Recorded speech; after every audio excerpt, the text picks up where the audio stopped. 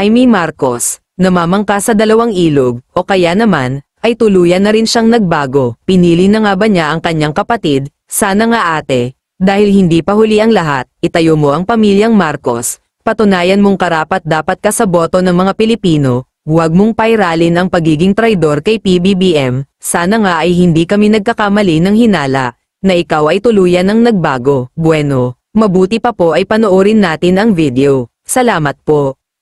Doble kara ba talaga?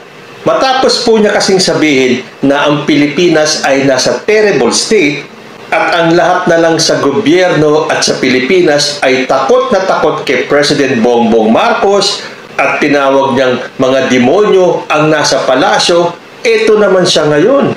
Kasama po si Amy Marcos sa kadiwa ng Pangulo sa Malabon, isang programa po ng Malacanang.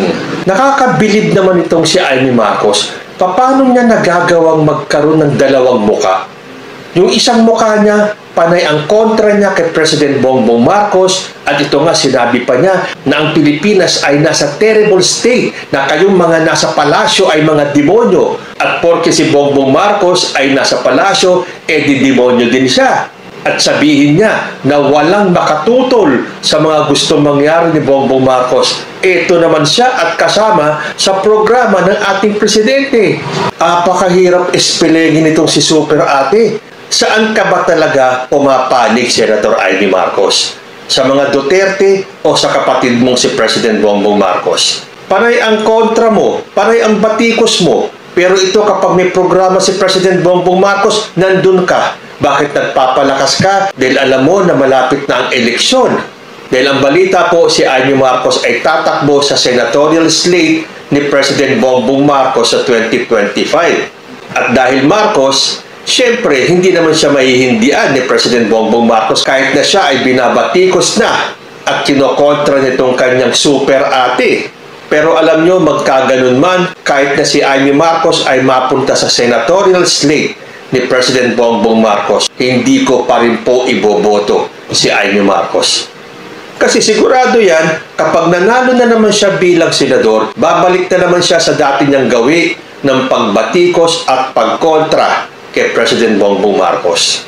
So ito, magpapagood shot siya. Magpapagood shot siya sa mga botante, lalo na sa mga Marcos loyalist. At ipapakita niya na siya ay sumusuporta sa mga programa ng ating presidente. Samantalang halos lahat ng polisiya ng ating presidente ay kinokontra niya. Ngayon magpapakita siya sa programa ng ating presidente. Ang hirap espelengin ni Amy Marcos. May nakita pa ako na siya kasama si Bongo ay nakipag-breakfast pa sa ating presidenteng Bongbong Marcos. Paano ba nahaharap ni Amy Marcos yung kanyang kapatid? Saan kaya humuhugot ng lakas ng loob itong si Amy Marcos, no? Ayoko po kasi sabihin ng kapal ng mukha lakas ng loob. Para kahit na batikusin niya ang kanyang kapatid, nahaharap pa rin niya si President Bongbong Marcos.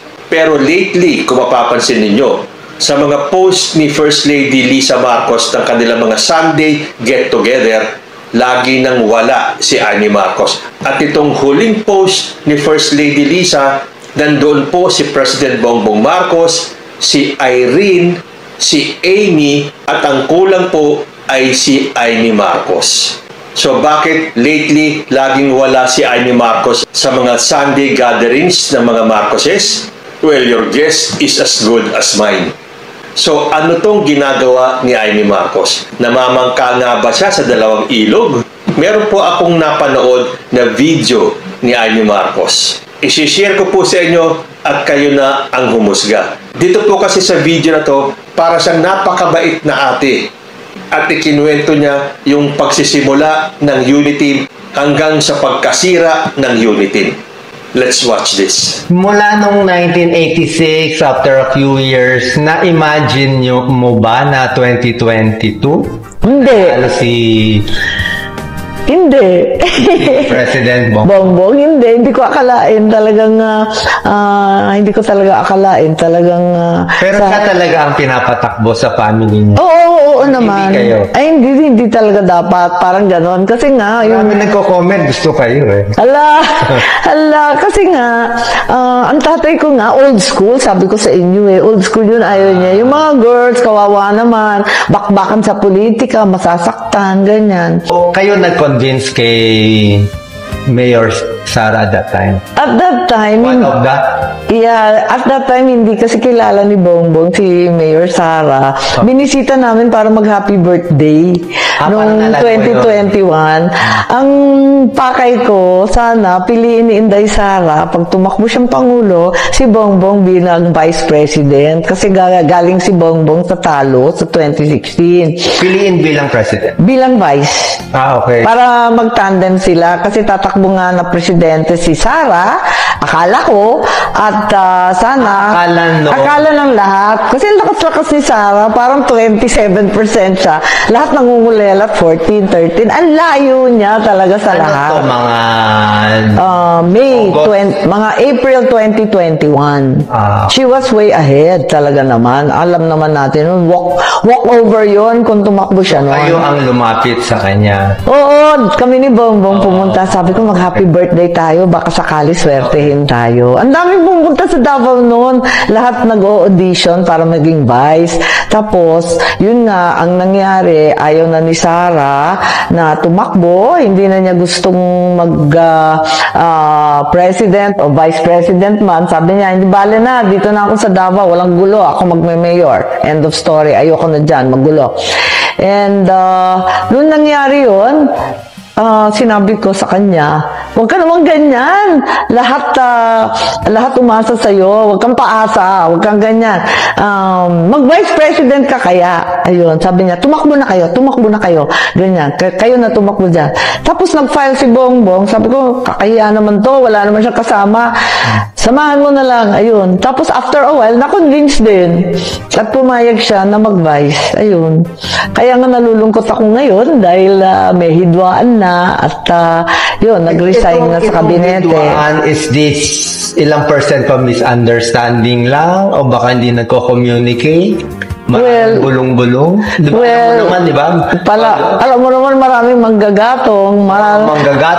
Oo, mga ambisyoso, mga interesado, naiinggit. So, sinisiraan yung isa sa isa. At yun, naintindihan namin at nakikita ko naman, grabe naman ang upak, ang banat, ang tiis ni VP. Kaya wala na siguro kailangan magtanong. Obvious naman kung ano nangyari.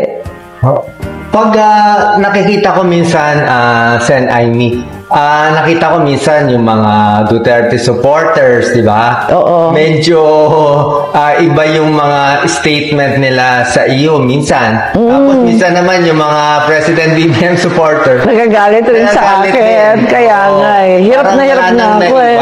Tama, kaya nga. Ayun nga eh. Parang hindi ba pwedeng wala na ba, may way naman siguro magkaayusan? I think pag nagkaayusan yung bansa, gaganda naman. Ayun na nga yung dinadasal ko noon, na magkaroon ng unity, pag United North, United Solid South, di sana solid na lang lahat. Wala na tayong iisipin, kundi kalusugan, kabuhayan, kaunlaran, kapayapaan. Eto nga, nagkagulo-gulo pa, nagkakaisa na, marami pang nanira.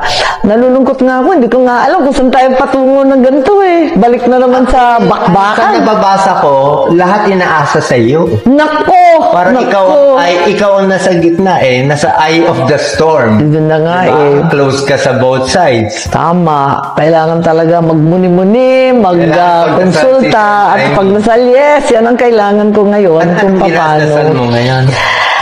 Ang dinadasal ko ang ating bansa, syempre, at wala naman kundi kapayapaan at bigas pa more, para walang gutom at walang marahas. O ano ang masasabi nyo?